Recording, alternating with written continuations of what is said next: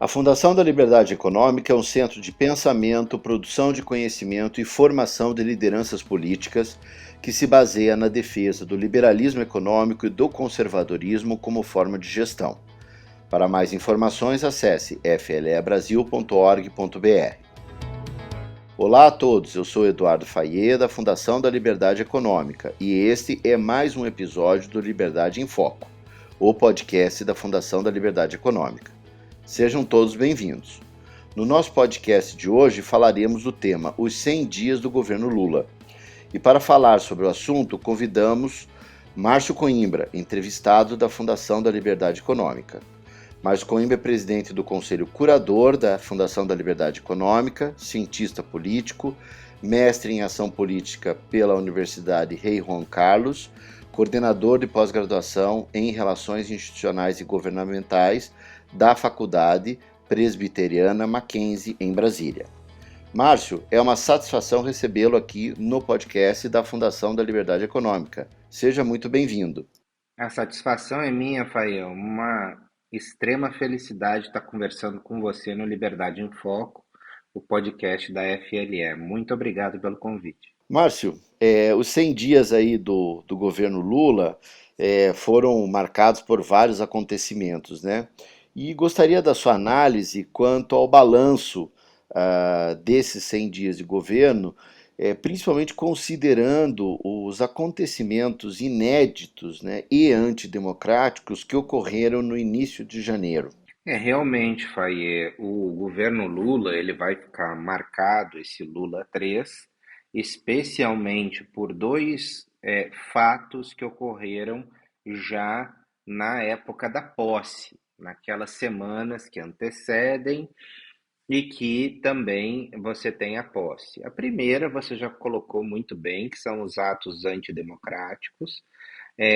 A outra é o desaparecimento do presidente da República, Jair Bolsonaro, durante a transição e durante a transmissão da posse, né? Então, a gente teve um presidente que, desde que foi derrotado nas urnas por decisão do povo brasileiro, não conseguiu reagir psicologicamente à derrota e acabou saindo do país dias antes da posse do presidente Lula, e também nós temos um presidente que, desde João Figueiredo, não, primeiro presidente civil, que não faz a transmissão do cargo ao seu sucessor. Né? E isso é algo que vai ficar marcado para a história do Brasil, vai ficar nos livros de história como um fato relevante e importante. E logo depois da posse, nós vimos os atos antidemocráticos que saíram de acampamentos de bolsonaristas nas barbas da área militar de Brasília e também em outras áreas militares do Brasil, né? Pessoas que se aglomeraram e ficaram ali durante muito tempo com o objetivo de realizar algum movimento durante a sua estada ali, mas que desembocou em um questionamento da democracia, uma tentativa de golpe de Estado em Brasília, e você também teve o fechamento de diversas rodovias no Brasil, tudo visando criar instabilidade política no país para criar as condições de um golpe de Estado. Então, eu acho que foi uma transição muito turbulenta, como o Brasil nunca havia experimentado em tempos recentes, especialmente depois do retorno da democracia em 1985, e que vão ficar marcados na história como tristes episódios, mas felizmente a democracia brasileira ela conseguiu vencer e ela conseguiu deixar para trás esse esses episódios lamentáveis, né, que nenhuma democracia sólida deveria experimentar. E Márcio, aí você fez um ótimo balanço político, né, da atuação ou do período, né, dos 100 dias do governo Lula. E como todo mundo sempre tem muito interesse na economia, quantas reformas estruturantes que são base, né, para que a gente consiga evoluir, desenvolver economicamente, em especial o arcabouço fiscal e a reforma tributária, qual o resultado até o momento, né? Considerando que nós temos 100 dias de governo e aí que o governo não começou há muitos anos, né? Porque isso é importante sempre destacar aí. É um recém-começado governo. É verdade, isso faz muito sentido. A área econômica, ela é fundamental porque a gente herda um governo na economia muito desajustado que veio do governo Bolsonaro, com muitos gastos, que eu quero te dizer, no último ano de governo, né? Nós tivemos aí um aumento de gastos visando a reeleição do presidente, do ex-presidente agora, que foram brutais e serviram para desajustar a economia brasileira. E a economia brasileira precisa entrar em equilíbrio. Apesar de nós termos um teto fiscal, né, que é algo realmente muito elogiável, a ideia do ex-presidente Michel Temer é realmente muito positiva. A ideia de você ter um teto de gastos, de você evitar gastos do Estado para sim você ter equilíbrio das contas públicas e tendo equilíbrio das contas públicas você ter juros menores, inflação menor, uma situação fiscal mais positiva para o país e todo mundo viver num país com maior grau de oportunidade, infelizmente, além do governo Michel Temer, o teto de gastos ele não funcionou. Ele não funcionou, primeiro porque nós tivemos uma pandemia, mas também porque nós tivemos um governo que foi o governo Jair Bolsonaro. Então foi um governo que não respeitava a disciplina fiscal e você teve um gasto excessivo muito maior do que o necessário durante a pandemia. E isso gerou um desequilíbrio das contas do Estado muito grande, né? Então, o que um país precisa, na verdade, é ter uma estrutura de responsabilidade fiscal adequada à sua realidade. Não adianta o governo Michel Temer trazer um teto de gastos, que é uma solução fantástica, mas que funcionaria apenas em um país que tivesse estruturas institucionais e políticos de altíssima qualidade e nós não temos no Brasil. Então, na verdade, o teto de gastos ele era uma ficção, era ótimo na teoria, mas ele não existia na prática. O que o governo do presidente Lula vem fazendo é tentar encontrar um modelo que consiga ser respeitado pelos próximos anos. Veja bem, muitas pessoas acusavam o governo do PT de ter uma característica claramente expansionista. Mas não, o governo do PT, com o ministro Fernando Haddad, ele está trazendo um mecanismo de disciplina fiscal para o Estado brasileiro. É um mecanismo de disciplina fiscal adequado à situação brasileira, com possibilidade muito grande de ser um mecanismo que funcione no longo prazo. Então, na verdade, o que a gente está buscando é um instrumento que funcione de acordo com as realidades brasileiras, que tenha espaço para gastos sociais e que tenha também uma disciplina fiscal. É uma sintonia fina muito difícil de ser encontrada.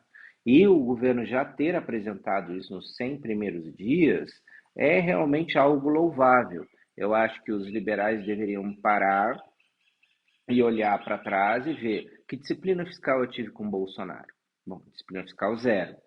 Agora, eu estou tendo uma perspectiva de disciplina fiscal com o governo Lula. Se as pessoas abandonarem esse sentimento maniqueísta de que eu sou A ou B, ou azul ou vermelho, elas precisam olhar para as políticas públicas de maneira equilibrada. Tem coisas boas que foram feitas no governo Bolsonaro, Tem coisas boas que foram feitas no governo Temer, coisas boas que foram feitas no governo Dilma, nos dois governos do presidente Lula, no presidente Fernando Henrique, e tem coisas ruins que foram feitas em todos os governos. Não existe eu passar recibo de 100% de que o governo está fazendo certo ou errado. Agora, que o governo começou de uma maneira muito auspiciosa, trazendo um mecanismo de controle de gastos no longo prazo, isso é um fato, né? E sendo construído ali com a Simone Tebet, que é do MDB, com o Fernando Haddad, que é um membro que dizem que é o mais tucano dos petistas, né? Eu acho que a gente está diante aí de um mecanismo que pode trazer disciplina fiscal para o Brasil, sem esquecer de que os dois mandatos, especialmente o primeiro mandato do ex-presidente Lula, foi um mandato de alta disciplina fiscal. E Márcio, é claro que um elemento fundamental em tudo isso que você está analisando para nós é a questão do Congresso Nacional, né? Câmara dos Deputados e Senado Federal. E na sua avaliação, até o momento, como é que tem sido essa relação do governo com o Congresso? Olha, isso é realmente muito mais delicado, porque o presidente Lula, ele chega ao terceiro mandato muito diferente do primeiro mandato. No primeiro mandato, o PT tinha uma ampla maioria no Congresso Nacional e ele tinha a presidência do Congresso Nacional, que era com o João Paulo Cunha. Primeiro e segundo mandato do presidente Lula, ele teve amigos na presidência da Câmara dos Deputados, né? E agora isso não acontece. Ele tem um presidente da Câmara dos Deputados eleito com a maior votação da história, ou seja, ele possui controle total sobre a Câmara. Ele foi eleito com uma ampla maioria, porém, ele é uma pessoa independente. Ele vai apoiar o governo Lula em determinados aspectos. É claro que ele tem os seus interesses, e na medida que seus interesses forem atendidos, ele será condescendente com os projetos do governo. Mas se ele não for atendido, o governo Lula tende a enfrentar muitos problemas na Câmara dos Deputados. O contrário acontece no Senado Federal. O senador Rodrigo Pacheco é um senador que foi eleito por uma margem mais estreita, proporcionalmente, muito mais estreita, proporcionalmente a que foi Arthur Lira na Câmara, e existe maior oposição no Senado do que existe na Câmara. Porém, no Senado Federal, com a eleição de Rodrigo Pacheco, Lula vê uma possibilidade de conduzir, de ter uma vida muito mais fácil no Senado do que na Câmara. Se no passado, lá nos mandatos anteriores, o Lula tinha maior facilidade na Câmara e maior dificuldade no Senado, isso se inverte agora. Então, projetos que são importantes para o governo podem começar pelo Senado, como, por exemplo, a reforma tributária, e depois irem para a Câmara. Ou seja, existe uma estratégia que pode ser desenhada aí. Também as indicações de embaixadores, indicação de ministros do Supremo Tribunal Federal, indicação para as agências reguladoras, irão ser aprovadas com muita facilidade, porque Lula tem o Rodrigo Pacheco, um aliado que é praticamente um apêndice do seu governo. Ou seja, é alguém ali que trabalha em sintonia completa com o Palácio do Planalto. Então, enquanto o Senado está muito próximo do Planalto, a Câmara está um pouco mais distante, mas o presidente da Câmara consegue concentrar em torno de si muito mais poder do que o presidente do Senado. Então, o que eu quero dizer é o seguinte: o governo Lula 3 tem muito mais desafios políticos no Congresso Nacional do que Lula 1 ou Lula 2, determinante para o sucesso ou insucesso das políticas governamentais que precisam ser aprovadas no Congresso Nacional. E Márcio, para a gente finalizar aí a nossa análise, quais são os temas ou as reformas que você acha que terão mais dificuldade ou mais facilidade, né? Aí tanto pode ser positivo quanto negativo, para que o governo do presidente Lula avance nos anos de 2023 e 2024, considerando que são os dois primeiros anos e que ele terá só mais 2 anos aí para finalizar pelo menos um mandato, né, a priori, do seu governo. Quais você acha que são as maiores dificuldades e facilidades ou questões positivas, quanto a reformas e projetos para avançar. Olha, Faye, a pergunta é muito boa e a gente precisa olhar para o leque de opções de reformas que tem o presidente Lula.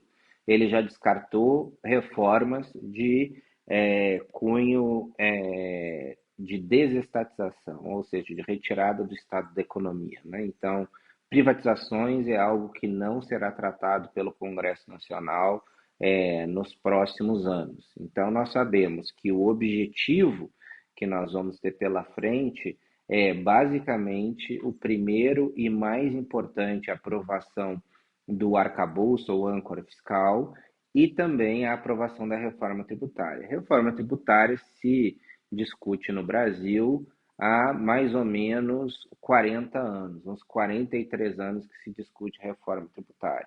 Então, quer dizer, é um assunto que, apesar de estar sendo muito discutido no Brasil já há bastante tempo, não existe nenhum consenso, até porque nós temos muitos atores de diferentes setores que defendem os seus próprios benefícios.